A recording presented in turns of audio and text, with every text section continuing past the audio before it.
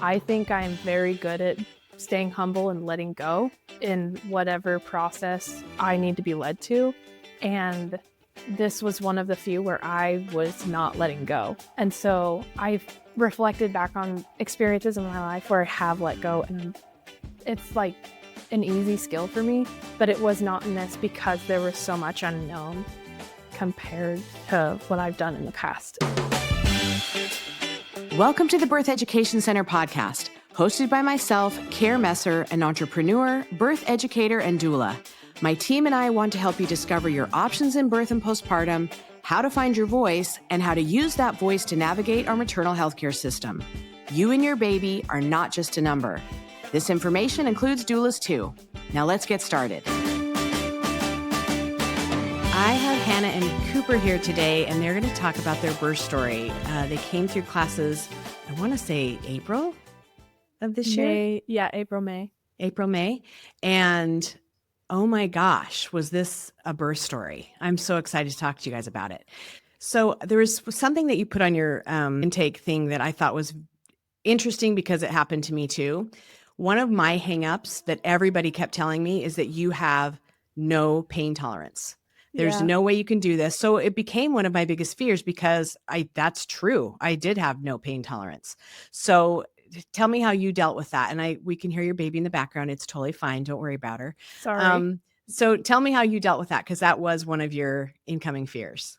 Well, that was just something I'd always used an excuse throughout my life. I very remember often my little sister telling me that I had a low pain tolerance. And so I just always assumed that about myself. And that was like my excuse for anything was, oh, I have a low pain tolerance. That's why I'm being a wuss, or anything like that.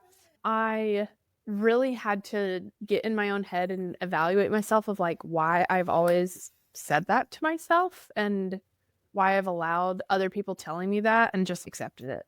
And it was just more of a self-reflection and evaluation, and really like reading up and studying on women have been doing this for thousands of years. This is how all human beings come into the world. You are not special. Everyone has to experience it in some way, shape, or form. So you just got to deal with it. And I think that really helped me internalize like womanhood in a sense. So, and motherhood. What I like about that is that because 0 to 8, literally, we're taking on other people's evaluations of us and their stories of us. And so it becomes our story because we're trying to fit into community, right? Whether it's family or actual community. And we take those stories on. I'm a baby. I'm crazy. I'm not nice. I'm super smart, whatever that is.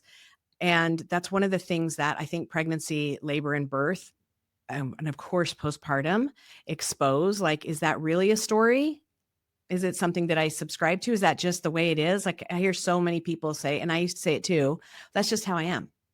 I've always been like that. Have we? Because like when you look at your daughter and she's not programmed with that yet, does she have that low pain tolerance? Have you like assigned that to her? No.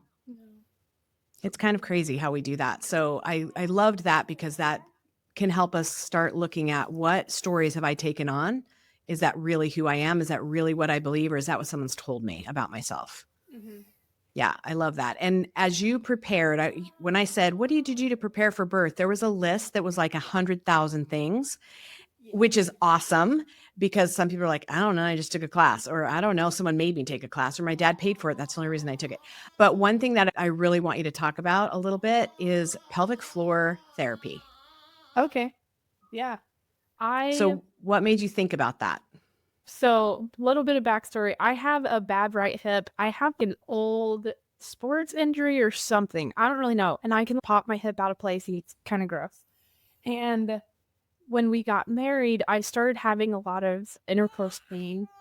And it was only on that side. And I didn't associate it with my hip at all at the time. And I was like, why does it hurt very specifically on one side? And lo and behold, my OB where we used to live was like, you need to go to pelvic floor therapy. I was like, okay. And I did. And it was a game changer and it helped so much. And it finally made me realize that like it's a muscle compensating for my hip and it's tied to my pelvic floor. And so then when I got pregnant, I wanted to start going again because I started having twinges of the same pain again. And I was like, okay, like we're nipping this in the bud now. This is ridiculous. And so, because it started happening even like walking down the street or standing up. And I was like, this is insane. So, anyway, I started pelvic floor therapy again, but this was a little bit different. I was in a new state and my pelvic floor therapist did internal exam, and I didn't have that last time. I guess the place I went to just didn't do it, or I didn't qualify or whatever with my symptoms, but I did it this time. And the internal exam honestly helped so much in really me keying in with my body and like feeling what hurts, what doesn't, how I need to flex certain muscles or how I need to relax certain muscles to compensate to get my body more in tune. And so I did it as like a preventative. Well, I kind of did it as to help me, but then I kept going as a preventative, and it helped so much. So much. It makes a huge difference. And a lot of women don't think about going to pelvic floor therapy, especially they always say, I No. don't want to tear. I They all tell say all of that. my friends now that they need to go to pelvic floor therapy. I've had 2 friends do it. One was having pain during intercourse and it went away within 2 sessions of going to it. And then I have another friend, she's had 3 babies and she has a lot of issues. And so she was like, I want to do it and go ahead and get it done before I start trying for my 4th. And so that's been cool to see my testimony of it, I guess. Literally. Is that it's helped other friends nip it in the bud and go get it done.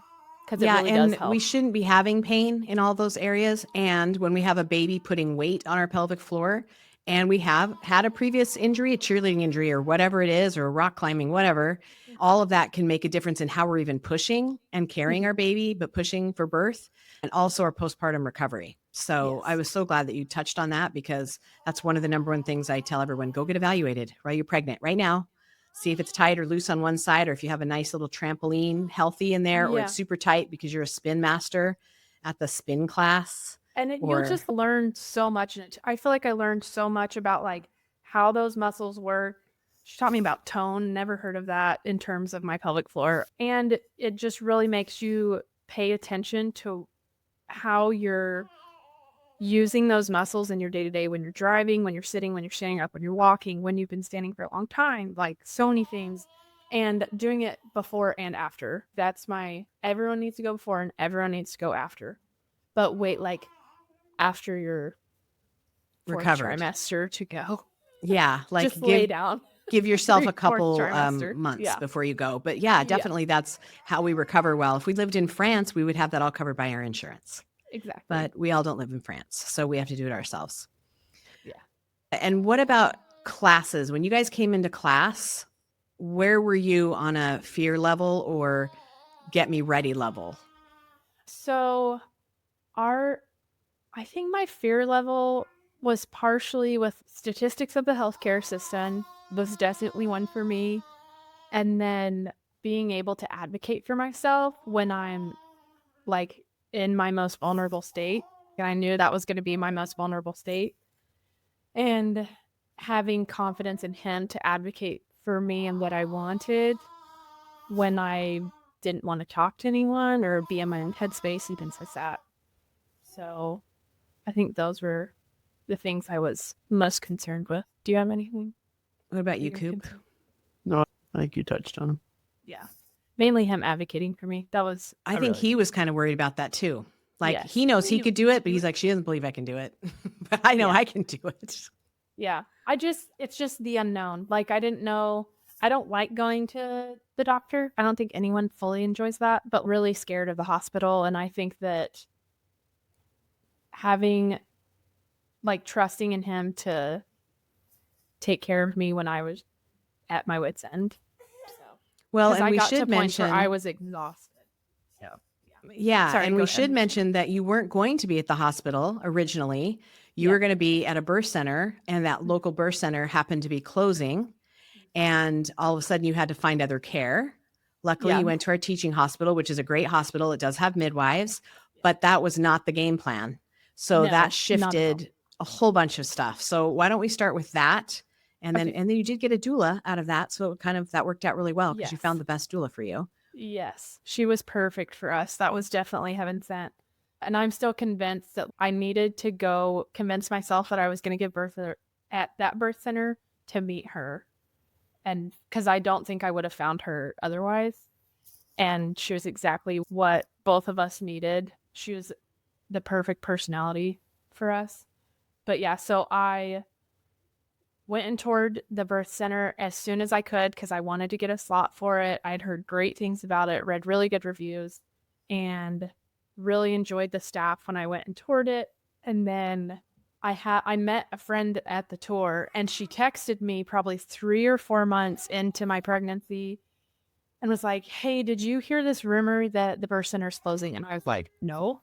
So I went and started looking on Facebook groups that I had joined, like mommy groups, and a bunch of people were like, "Yep, it's closing." And one lady that's in one of these groups that work there, like, "Yeah, unfortunately, we're closing. We're sending out the email on Monday." And this was like a very late Friday night. I think they were still soaking in themselves. Coming to terms. Coming to terms with it because it's a very well established and well known place. It's the oldest one in town. Yeah. Yeah, in the state. It's And where I so- had my baby. So, yeah. Yeah. And so I was freaking out all weekend, bawling my eyes out, calling anyone I could to try and figure out what to do. And this friend that I also met was also saving grace. She was like, "You need to call this hospital that has the midwives, because this is the only option we have with our insurance of what you want."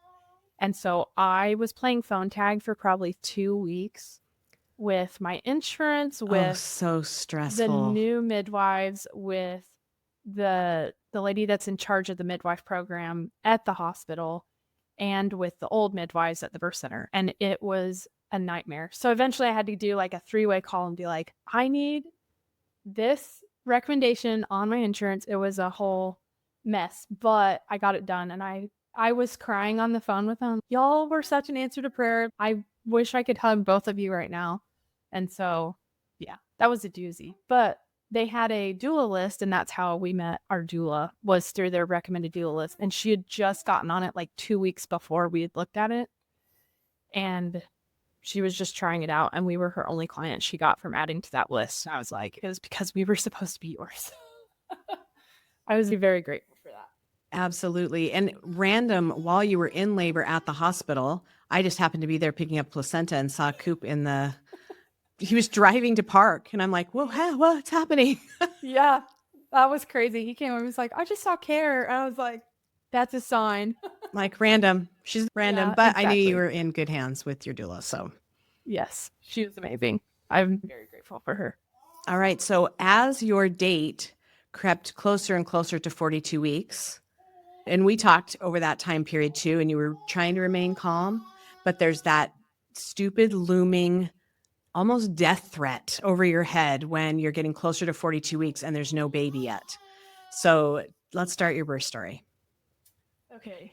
42 weeks. So I was at week 41, and we had started doing, I can't even remember all the terminology, but where they monitor the baby's heart every 3 days, which she was doing great. I would play music and she would start dancing and her heart rate would go where it's supposed to go, like all the things. And I went to get a pedicure on a Thursday, or maybe a Wednesday. It was either Wednesday or Thursday. I went to get a pedicure. And that night, in the middle of the night, I had 3 very strong contractions. And I was like, okay, cool. It's happening. And then they stopped. And I was like, well, never mind. And they had done, during my 41 week, they had done a cervical check at some point because I wanted one just to see what was going on. And I was not even dilated, no effacement, nothing. And I was like, cool. Just be patient. Just be patient. It's her thing too. And so he was being very, very calm, and I was like slowly like losing my mind. That's a good term for it. So that weekend, I was just getting really anxious. So Friday, we met with our midwife, and she was like, "I think based on what you want, you need to get a Foley bulb placed. We're doing this new program where you can get it placed and still go labor at home and get what you want, and you'll still deliver with the midwives, but you don't have to get it placed until the very last day if you haven't gone into labor over the weekend." She's like, over the weekend, you need to do all the relaxing things, do things you love, spend time together, get your body ready, relax. And so we went to the beach over the weekend. I went and got another foot massage at where I got my pedicure. And then I freaked out to him Saturday night, and he not let me, but was like, you need to be doing this for the right reasons and the right mindset type of thing. But he went and let me go get acupuncture on Sunday, which actually helped me a ton. And I don't like needles. You'll find out later in the birth story. But sorry, it's really hard to concentrate when she's crying. The acupuncture helped me like really zone in of like prayer and what I'm doing and my mindset and having clarity through all of it. And so Monday I got the Foley bulb placed and went into active labor pretty quickly. After that, my doula came over, and Tuesday was 42 weeks. So I got it placed on 41 weeks, 6 days. And then because I wanted the rule was that if you didn't go into start active labor by 42 weeks and midnight, then you had to not be in the birth center. Right. And I wanted my midwives. Like that was a higher priority to me. And so got the Foley bulb placed. It worked for me. One of my family members had it, and she said it was an awful experience. And I disagree. Like for me, it went well. So I'm grateful for that. And got to go home in labor, and I talked to 2 midwives. I was like, okay, I'm going to go labor at home, and I'm going to come back in tomorrow. And they're like, if we're placing this, you need to come in tomorrow. I was like, okay. They're like, we're putting trust in you by doing this. I said, okay. So I labored all night, was not comfortable. And every time I went to sleep, barely, like maybe 3 hours. Like it was just, I was feeling it. And so then the next morning, woke up, Cooper made breakfast for him and the doula and me, and I was doing ball exercises and walking up and down our stairs and moving and just really leaning into doing all the things that I feel like I had prepped for. And the Foley bulb goes to 4 centimeters, I believe, and we pulled it out. So it came out finally. And he pulled and it came right out. And then, so we got in the car, went to the hospital. My contractions slowed down just a little bit in the car, but not much, I would say. And then the dilemma that we had again was we go to check in at the hospital, and they go and check me in a regular room and not one of the birth center rooms. And the nurse was like, are you getting the epidural? Here's your gown, like very stark. And I was like, whoa, Cooper, you need to talk to them. And I like put my headphones in and put on my 40 blinks. I'm like checked out. You're like, this is not my circus, not my monkeys. Figure it out. Yeah, pretty much. I was like fully putting my trust in him and Courtney to do it because I wanted to stay in the right headspace since my labor had slowed down just a hair. I wanted to stay under the 7 minutes. Good for you. Apart. Good for and so you. I was like, we're done. Don't let the adrenaline show up. I went into the bathroom of this room and started laboring there. And Courtney set up candles and did the essential oils and had the water running to drown out the noise. She was doing everything for me while he was chatting it up with them. And so a regular labor room, or did they get you into the birth center? This is still okay. Yes, so she's setting up camp where you are. Next door to each other is important. Like they are next door to each other. They're in the same hallway. The only difference is it doesn't have a bathtub and has a different bed. Yeah. Right. Which like isn't that big of a deal, but it was to me because you worked hard for that. Yes, exactly. And so the midwife came in that was on call and was like, you got the Foley bulb, so you have to be in here. And I was like, no, that is not what they told me. They sent me home under the guise that I was still in the birth center for another 24 hours. And I made him make sure. And that was what we had discussed with the midwives and the nurse that helped place it. I'm not doing this. And I was like, you can go talk to someone higher and go call that midwife. She was very kind and said she would go look into it, even if she had never heard of it. Yeah. I was very mad, and he was really calm. So anyway, he dealt with all of it. And she came back and started profusely apologizing. She was like, you were right. Way to advocate for her. And then she wanted to keep talking to me. And I was like, stop talking to me. I'm trying to stay in my headspace. And so I asked her they had to do like a cervical check on me checking in. So I asked her to do another membrane sweep. That was another thing. I'd already had 2 earlier that week, and they did nothing. So I had a 3rd membrane sweep because I was like, I need to get the ball rolling. Like, we're here. Let's do all the things. Yeah, pretty much. And I wasn't exactly hopeful since the other two hadn't done anything. So we transferred over to the birth center room. I got in the tub. That slowed my contractions down a ton. And so the nurse that was in the birth center room was like, I think you should get out for the time frame that you're wanting and all of these things. Like, you need to get out. You've had a break. It gave you some relief. Let's get out. So every time I sat on the toilet, I would have a really good contraction. And so I was actively going to sit on the toilet every 3 to 6 minutes to just make myself have a very good contraction. And she was descending and all the things. Around 7, they checked me. They're like, you haven't made any progress. You're still at 5 centimeters. I was like, cool. So awesome. But then they had said that she had descended wrong, and it was like this part of her head instead of the crown, so her chin wasn't tucked. So then we had to regroup, and my doula, she's amazing, did some sideline releases and some inversions with me and helped me with some pressure points, and we got her back up to get her to descend properly. So I felt like I had regressed a lot. And by that point, I think it was like 9:45, as I remember on the clock. I was like, my legs are giving out. Like, I'm tired. I'm very tired. And like, him and her were kind of talking in the background. About that time, we decided that we were going to focus more on getting the baby in the right position than we were on her progressing. Or, like, at this point, it would get her in the right position and less about having her stand in labor and all of that stuff. Because we felt like at this point, it was either like stall where she's at and possibly work into the baby being stuck somewhere, which would be a bad issue, or get the baby in the right position, but possibly lose the birth center. Because at this point, we were still waiting till midnight is when they were going to get transferred into the other room, which wasn't that big a deal at that point because we'd already used the bathtub as much as we'd wanted to. And I got the midwives. That was like the big thing, is I wanted to keep my midwives. Oh, there's so much pressure though with time limits, right? Yeah, we would have got the midwives the other way. The only difference would have been that we would, it just monitors. The midwives still would have been in the other rooms, regardless of when we got admitted. Yeah. But I like the whole active labor thing. So I had one midwife that I saw pretty consistently in all of my prenatal appointments, and she was great during my prenatal appointments, and she does not have a good poker face. And she was like, okay, you haven't progressed at all at midnight. She came to check me at 11:45. She said, you haven't progressed at all, so you're going to have to, like, the baby's in the right position now, but that's it. So you're still at 5 centimeters. So we have to transfer you out. And I was devastated. And I was sleep deprived at this point. So they stuck me on, I wanted the nitrous at this point. I had been putting off getting it. No, you've been using it for a while at this point. Oh, okay. But they stuck me on the nitrous at some point. I had been putting it off for a while though, trying to just like really hone in on, it's not that bad yet. It's not that bad yet. I can go longer.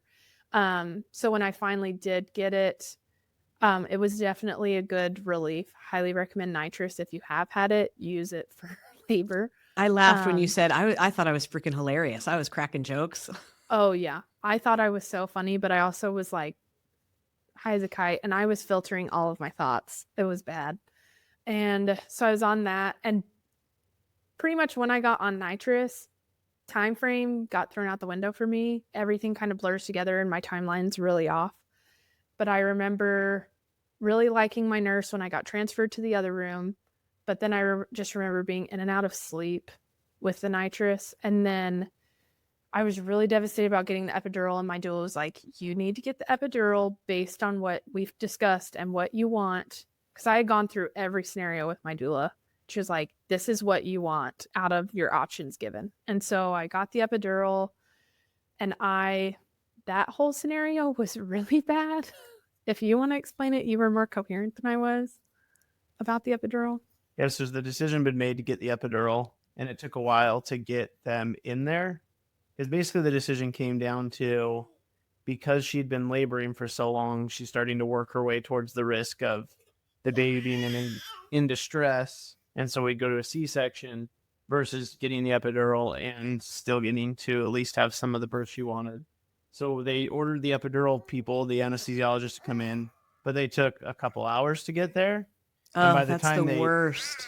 By the time they got there, Hannah was more on board. Like she had said yes and she was for it, she just had, I think they'd taken the nitrous a little bit away by this point. So she'd become a little more coherent and kind of understood. She'd also come to terms with the fact that just because she was getting an epidural doesn't mean she was failing, or because that was kind of the hard part. And the midwife did a good job at kind of discussing that the important part was getting the baby and not necessarily having the exact birth she wanted, even though that was still important. It just, the priority was the baby.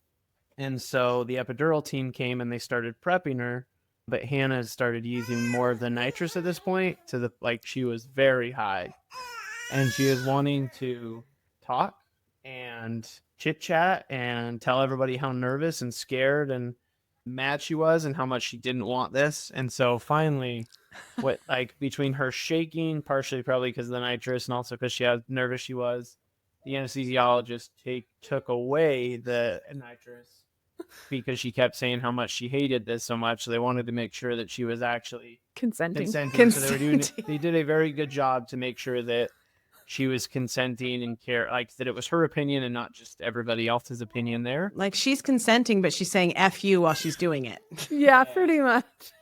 And so they gave her the epidural. They finally got the epidural in and placed. They gave her the button, or at least the button part of it. And then they left.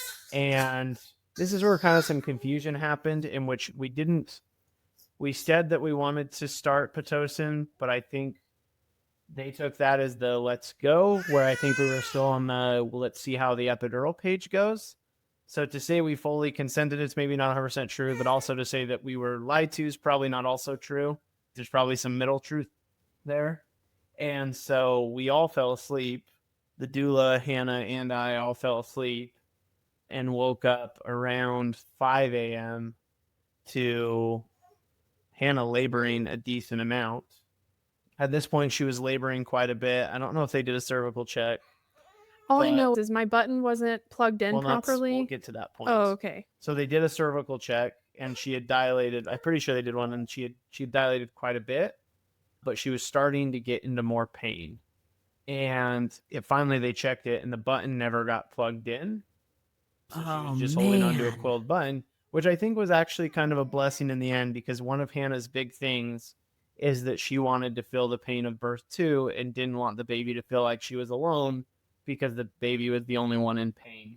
And so Hannah actually felt, when she compared her story to other people who had epidurals, feels like she had a pretty light dose, and wasn't able to use as much anesthesia as she wanted because she was essentially just tricked by a fake button, I guess placebo effect. So she was able to feel it quite a bit. With her low pain tolerance. Check that out. And then they eventually plugged it back in, but with all anesthesia, it's kind of like a catch-up thing. So at this point, things were progressing, I think, faster than the anesthesia was going to catch up to her. And so I was like telling them when a contraction was coming while I was laboring and into pushing. I was like, okay, here comes another one. They're like, you feel that? And I was like, yeah. And so at this point, we switched midwives because it was the change of shift. And based on the way she was contracting and the way she was acting, they hadn't really done a cervical check in hours, but they felt like she was at the right point. And did your water break at all through any of this? No. So that was a big part of it too, is when we got moved out of the birth center, the one midwife we had who didn't have the greatest poker face, she's also, and we heard this ahead of time, is known for loving to break water. And so she told us at midnight that we should get the water broken. And we told us that at 7 before she left her shift change. She also said it because we saw her multiple times and she went off shift and came back. That's how long we were there. And we kept saying no, because basically at this point, the only timelines we were living on was the timeline of the C-section of the baby going into stress, which the baby had shown that she was going to be fine. And then breaking the water would have we felt that it would add a level of time restraint that we just weren't ready to. I didn't want to be on the hospital's time. I wanted to be on her time. That was pretty much it. We think, or I guess we've come to the conclusion afterwards, that not breaking the water, because she wasn't in a proper position, we don't know if she would have made it into the proper position if the water had been broken so early. Good call, guys, because you don't know. Complaints, that would be one complaint that the midwife did kind of come up afterwards, and kind of do one of those "you got lucky, should have broken the water" type comments. That was kind of the only negative comment that we really felt was said, so we can live with that. But back to then, her contractions were close enough together that we felt like it was time. Everybody woke up from a long nap. I think we all slept from like midnight until Finally. 7 a.m. 6. Like it was quite a while. We all slept Finally. quite a while. I think at that point I might have left and we got breakfast or something. But we came back and we felt like it was time. And you could tell none of the nurses or the midwives wanted to say it was time, but they were all setting up all the like sterilization equipment and all that, and setting up the warmer. So you could tell they were starting to feel like it was time, but nobody really wanted to say because hopes kind of got up. Yeah. So eventually they came in and did a check. And again, this midwife didn't really hide her face that well, but this one time it was of excitement that Hannah was, I don't think you were 10 centimeters. I think she said you were 8, but that you were fully effaced, I think is what it was. Like you weren't quite there, but it was enough. And so the question got asked if we should wait to let her move into the right or to do something, dilate her more. And she felt that based off the baby's position that it was just time to go. So yeah, I like was more awake at this point now that I had gotten sleep. I think that I was very sleep deprived, and that's the bottom line of why I needed the epidural. Is the fact that my legs are giving out from just sleep deprivation was a huge sign for me. But yeah, she came in and she was like, "Okay, we're gonna push." And my doula pulled me aside. She said, "Do you want to do your hair and makeup first?" And I was like, "Actually, yes," because She's so great. she knows me so well. Because like when I'm like, "Yeah, I want to look good for pictures and the video," and then it was actually because she wanted my station to be a little bit lower because that was one of my goals. That was, so her, my that was her station was- labor down trick. Yeah. And so my station was at 1, which was great. But she was like, let's delay a little bit more. And so it worked because it was like, this is on my timeline again. And I remember before that, I had said a couple times, I think I'm peeing myself. And it was my water breaking. So that was cool. Yeah, I kept complaining that I really needed to go to the bathroom, and they were like, she's ready. So at this point, after we had changed rooms, at some point we had misplaced my 40 blinks. And so I was pretty sad about that because I really wanted them while I was pushing. And they were like, do you want a mirror? Do you want a light? Do you want to see everything? I was like, nope. No, I'm looking for my eye mask, lady. Yeah. And so I had also at one point asked for a different nurse. She wasn't a bad nurse by any means. She was just not the vibe I needed at the time. And for what I was about to do, like, it was not the personality I needed. And I like brought her back in afterwards to meet the baby. I was like, thanks for being here, but you ain't it right now. Right. Sorry. But anyway, so I ended up closing my eyes the entire time. I only pushed for an hour, which was great, but I closed my eyes the whole time. I didn't open them once. Like, I listened to voices kind of, but I started cutting that out too. One of the most out-of-body experiences I've ever had is pushing. And like he said, I think the epidural was playing catch up. And so I did feel more than I think most people would. But one of the nurses at the very beginning started counting. And I was like, don't do that. That's going to ruin it for me. And so I didn't want that. I was like, I can hold and push as long as like I have the strength at this point. I can do it. I don't need you to count for me. And it worked very well for me for them to not count. So at one point I was leaning to, I didn't want to be on my back pushing.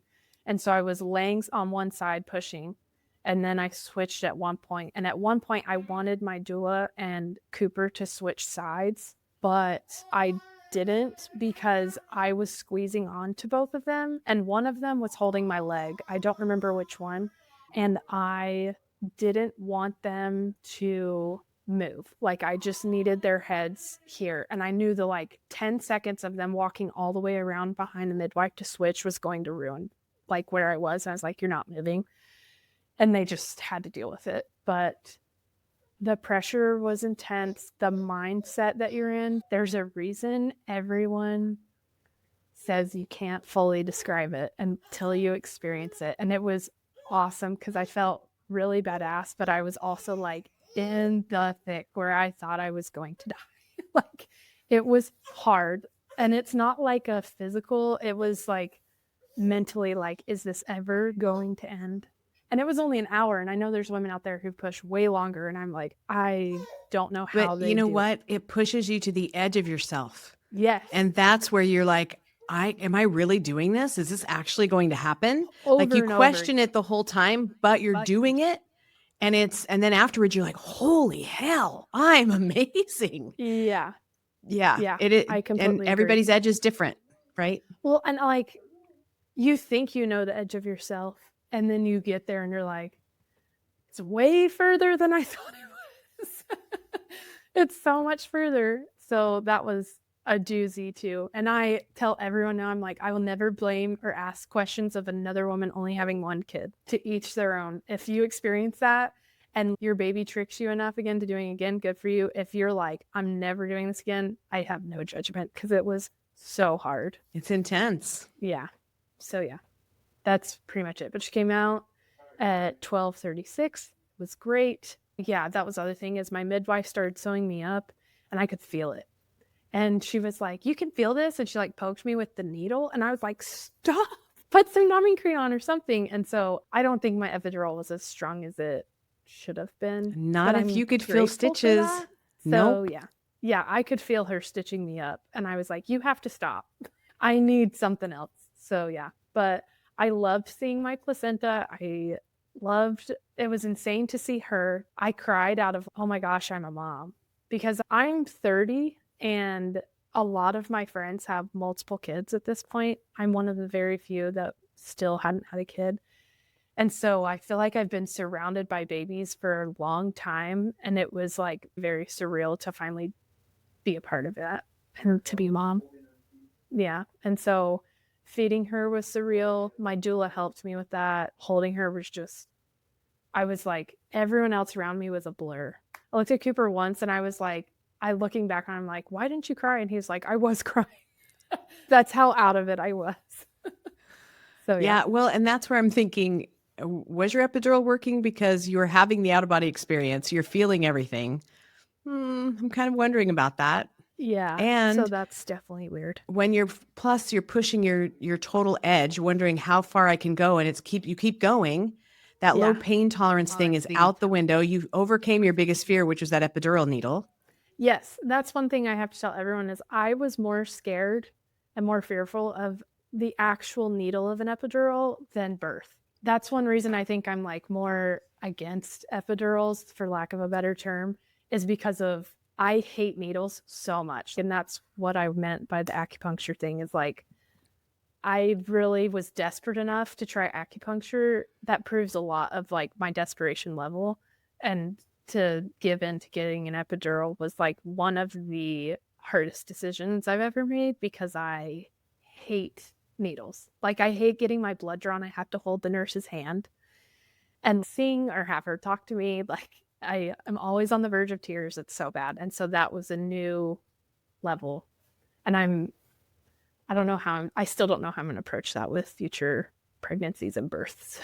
Well, and I'm just, the more I hear your story, because I remember I heard you in class. I was hearing all the fears and I'm not doing needles and it was just so black and white. And then when things lead you to where you have to go in order to overcome or see how powerful you are or whatever, it may be getting an epidural. Yeah. And not because you need the pain medication, but because you need to overcome the actual I will not, cannot. And when I ask you, what do you think the theme of your birth was? I want to hear what you're going to say about that. Oh, golly. I would say surrendering, I guess, of I can do all the prep work in the book. And I did. You name it, I did it. Like you did. I did everything. And I read everything in order to prep. And I still would say that I had to let go. And I was texting you out of desperation 2 days before it happened too. And you were like, you really need to let go. You're really uptight right now. And I was like, yep, I'm not letting go until it's in the moment, I guess. So yeah, that would be my number one. You know what? I mean, I remember the exact same thing in my labor. I remember doing it during pregnancy too, but it was the labor that made me have to. And as we transition into parenthood, that is the name of the game. Yeah. Right? Surrender, surrender, surrender. Allow it to be the story. deal with the consequences of what's happening, make our decisions in the present moment. It is the theme of everything, but we are so confronted by it when we're in labor and so confronted by it in birth and postpartum that Mhm. that's really where we get the lesson. And if we can learn it ahead of time, but not many of us do. Yeah. So it shows up the way it's supposed to show up, but man, it takes you. One of our doula friends who actually just became a mom, she says you can just surrender to birth or you can be dragged until you surrender to birth. Yeah. And I think that was what I did. But I was like kicking and screaming. I was like, I read all the books. I did all the things along the way, kicking and screaming. So, yeah. Well, what is transpired in the time where you have accepted it and are okay with it? Is it because you know what the process was to get you to where you are now? Yeah, it's so much easier to look in hindsight. And I honestly think that surrendering to the unknown was the hardest part for me. And now that I know it, I feel like I'm going to be a lot better mindset wise for future births. I still think I'm going to hit, oh my gosh, what did I do again moment. Right. But I think overall, I'm going to really be like, I've already done it. I can do this again. It's going to be okay. You're going to come out on the other side. Even when you're knocking on the door, you're going to get through it and it's going to be okay. And so I knew that was going to be my biggest obstacle just for this birth. It's not going to happen with my future ones. And maybe I'll be eating my own words and something else is going to come up that I didn't know about. But I think that having the known is going to help me surrender more in the future. Well, and things do come up, right? Yeah. But it's choosing to surrender. Yeah. Because and I would say overall, like in whatever higher power you believe in or how you feel like your life is guided, I think I'm very good at staying humble and letting go in whatever process I need to be led to. And this was one of the few where I was not letting go. And so I've reflected back on experiences in my life where I have let go, and it's like an easy skill for me, but it was not in this because there was so much unknown compared to what I've done in the past. And so, besides the fact it's the physical and the spiritual. Yeah. Right? Yeah. It's way big, and the unknown. So it's so trusting, and to turn it to God and say, okay, I give this to you. Yeah. Because you still feel like you should have some control over it, and there is no control over it. Yeah. It's weird. It's really weird, but it's awesome. And I love the way that God designed it. It is so crazy. So what advice would you give to new parents then for preparation for whatever? Read all the books anyway, even if you think you already know everything, you don't. So I do feel like I knew quite a bit. I compared to most people, but I still was learning and I still was increasing my capacity at levels I didn't know was I'm possible. still learning. Science comes out all the time. Like it never ends. Yeah. And you have to combat all the myths and all the things that have become normalized that aren't normal. Yeah, exactly. And then I would say, one of the things that you said that you did, which I think is a great tip for partners, is as you're reading and embodying every bit of documentation you can, you would highlight what was most important to you. And that's what you and Coop would go over. So he didn't have to embody everything, which a lot of women are like, why aren't you reading all this stuff? And why aren't you preparing? And they get really angry about it. They don't feel it in the same way, right? No, but you were incorporating him by just keeping track of everything. And then you could have those discussions, which I thought was brilliant. Oh, thanks. That was more so, I feel like I did that a lot. And even when we're on social media or things like that, I feel like I filter out things. I'm like, he won't care about this. But then when it's something I do feel like he'll care about, I discuss it with him and I want his opinions on it. And so anything that really stuck out to me when I was reading or listening to podcasts, I would say, okay, I want to know what you think about this. How would you handle this situation? This is this statistic. Can you believe that? That's crazy. I've never heard this before. Things like that. And it was just things I'm like, I need you to know this because it has shaped why I think a certain way, or it needs to shape why we need to do X, Y, and Z. And so, yes. Well, and I think when we did our private class too, Cooper was saying, I just want her to trust me, but I also need to know more about the process and what's going on. And then by the end of the class series, he was like, okay, I got the bits in a row. I've got a doula with me to fill those parts in so that I can focus on Hannah. That's one of the benefits of having a doula, I think, because the whole goal is that you three are doing it together and the doula's backup. Yeah. Right. And not, Obviously, you're going to yeah, need her more times, sometimes more than others. But when it's a team effort, that you feel supported. And that is, we have to keep you safe or we yeah, don't make any progress. yeah. And I think that was one thing that I really would say was weird is I have always been a helper. And so being the one that was like being protected and watched over and taken care of, I was like, I don't need this much attention, but like the desperation is real when you're feeling the labor pains and you want the attention. You're like, go do this. Go, I need this. Please help me with this. And that made a difference. And one thing not to speak for Cooper, but I know he would say this, doula, best money we ever spent. I can't recommend it enough. If you have the resources, pay for a doula. Don't sit on the fence about it. Just do it. I can't recommend it enough. Yeah, there's some pretty amazing women out there. Yes, they're awesome. So what about postpartum? What was your biggest regret of how you were healing? And then what would you recommend to everybody for postpartum time? I did not prepare enough for postpartum because I was like, I'll figure it out. Birth is way more overwhelming to me. And I still agree with that statement. Don't get me wrong. But I definitely should have prepped more for postpartum. But like the fear of birth, unknown of birth, still outweighs that.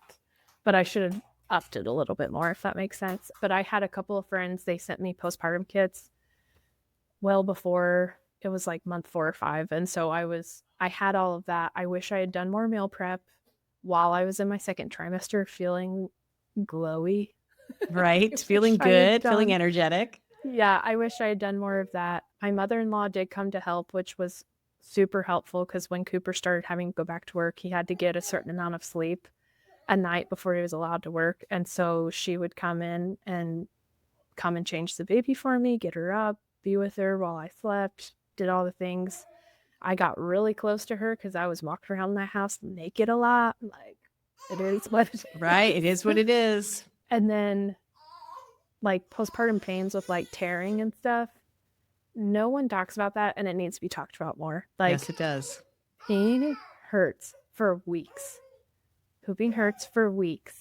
Like, I almost dreaded drinking water because I knew I was going to have to pee it out. That's how much it hurts. And we should stay in the bed and stay off of it, but we feel like we should be social and helping and being on camera with people. And you should be healing like you've had surgery. That's what you should be doing. I did not give myself enough grace in that. And I wanted to show her off, be like, I'm a mom, look. And I had people coming over and I was sitting on the couch. And I finally told Cooper, I was like, my goal today is to stay in bed and not get up unless I'm going to the bathroom. I'm not getting up for anything. I'm still hurting way too much. Sitting up, not a good idea because all the blood flows down there and it's just putting more pressure on your floor. Like, I laid in bed. So I came home, I laid in bed for a day and I was like, I'm over this. And I went and started sitting downstairs in the mornings. And day 3 of doing that, I was like, not doing this anymore. So yeah. And I went and walked to the mailbox once within the first week. And I was like, not doing that again. And I will say there was like social pressure to, you need to get up and get moving. And I was like, no, I'm going to sit here. I'm going to lay down. And that's just, I stuck a twin mattress in my living room and I laid down. Absolutely. And there's 2 midwife rules. One's 777 and one's 555. 5 days in the bed, 5 days on the bed, 5 days around the bed, or 7. But even if you knew that and I still didn't do it. I know. It's the hardest thing to get American women to do that. And it is the one thing that can save their pelvic floor. And in other countries, traditionally for eons of time, it's been 30 to 40 days. And everyone in the community helped them and they were fed and they had body work done. And they actually took care of that mother so that she could get up and be where she needed to be with that baby. And we can't even do it for 15 days. Yeah. And it makes a huge difference in how you feel. Yeah. And if you have the resources to do it, just lay down. There, you have nowhere to be but with your baby in bed and soaking in every moment with your baby. It's the best. Especially if you have a mother-in-law that can help at night so you can get more sleep. That's Yeah, phenomenal. it's pretty nice. It was pretty nice. That's so great. Yeah. And Coop's not here, but he's got the baby quiet. She learned to squeal. That's why she's really loud, you guys. That's her new trick. And it sounds Yes. really cute to me. I don't think she's crying. So now that we've got Cooper back, what do you think your best part of the preparation was? Was it her highlighting everything? Was it what made sense for class? What do you think helped you get prepared for all of the unknowns? Her highlighting what her fears were and what her priorities are. I think it was good knowing what she wanted going into it and not necessarily just what I thought she wanted. And she was really good at sharing her fears, which was good because not everyone is. And I thought she was very honest about her fears too. And what advice would you give partners? Just be active, be a participant, be as much in there as you can. There's nothing the nurses can do besides maybe an IV that you can't do. So maybe. I'm like, wow, he's pretty confident about that. I've done a couple, but that's besides the point. Right. Just kidding. That's no, true. No, there's nothing they can do besides probably the IVs that you can't do. So I think that like just be an active participant and be there at every step, but also don't be afraid to take some time out to go get a drink, go get food or something to remove yourself. Like it may feel selfish, but I think it's important you need to be the most rested and the most sane one in the room. So, because if he had been as sleep deprived as me, I don't want him advocating for me. Absolutely. I wanted him at his best. And another benefit of having a doula, right? Because you were never Exactly. left alone. Exactly. And so he could take some time. Yeah. And Hannah, your doula, who is Courtney, she's amazing. The notes that you sent me that she took, she just kept gushing about how well you advocated for yourself. Thanks. I feel like that was also, I would say, a side fear is I've never been good at advocating myself to doctors. Yeah, And we I talked was a like- lot about that in class, and a side note on the side of how you're going to do that. And you did it. Yeah. And I think I was more like, if I can't do it now, how am I expected to advocate for my baby in her future? And so I think that really was like the kick in the pants I needed is you got to do it now so you can do it later. In advocating in just everyday life now, just speaking up. Yes. Yes. Very much. Awesome. Very much. Well, you guys, thank you so much for coming in, even though you guys are still living in a hotel waiting for your housing in Hawaii and all of that. You got to love the military and all the timelines that get crossed when we're trying to set up our homes. Is there anything else that you would want to share with our listeners before I let you go? Read every book you can get your hands on, except What to Expect When You're Expecting. Yeah, it's not my favorite. But yeah, read the books, listen to the podcast, do all the cliche things.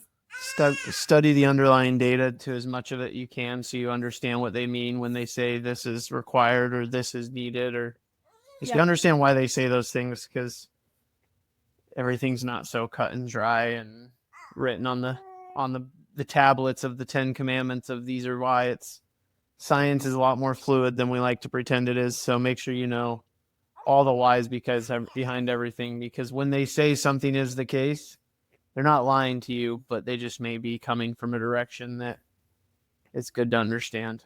It also may just be hospital policy and there's no backing behind it. Right. Absolutely get it. Yeah. Well, thanks, you guys, and we'll see everybody next week. Thanks for joining us today. And remember, it's your body, your choice, and finding your voice is your power. Be sure to subscribe to our YouTube channel, follow us in all the places, and go to birtheducationcenter.com for our blog and more online education classes. And we'll see you next week.